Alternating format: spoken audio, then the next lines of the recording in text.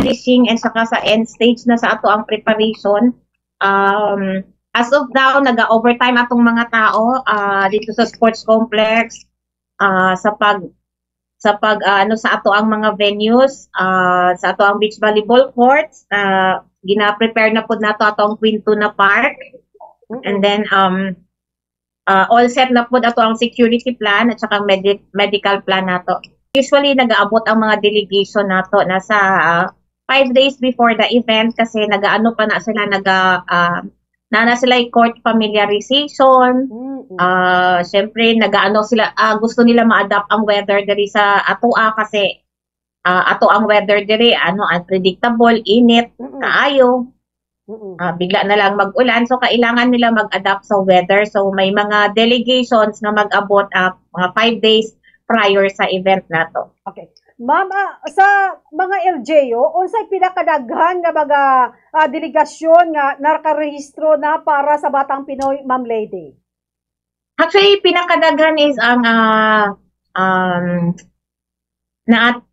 usually itong mga previous na Batang Pinoy nato, wala ni sila nagadaghan pero kay diri man sa Zensan, dagan ubay-ubay po dilang delegation. Si Corona dag mga 400 I think. Pero si Davao, nasa 600 ang Pasig, nasa 600 po. Baguio, pinakadaghan ni Paramiti ang Baguio na nagapadala og representation sa Batang Pinoy. And of course, ang General Santos po.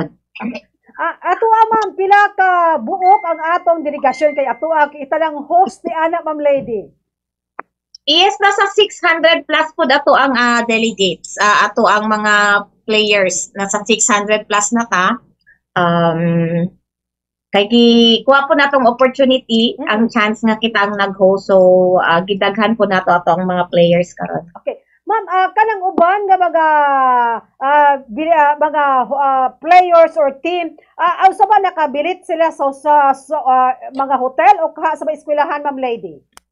May mga LGUs nga nagpa-reserve sa mga hotels. Katong mga LGUs nga gi-prefer nila ato ang mga schools, ready na pud ato ang billeting schools. So natay 30 ka schools na gi-ready para sa Batang Pinoy 2025 ug ang may mga assignments na pud sa tong mga LGUs ang nakabutang per school. So na-post na siya sa page ni Philippine Sports Commission.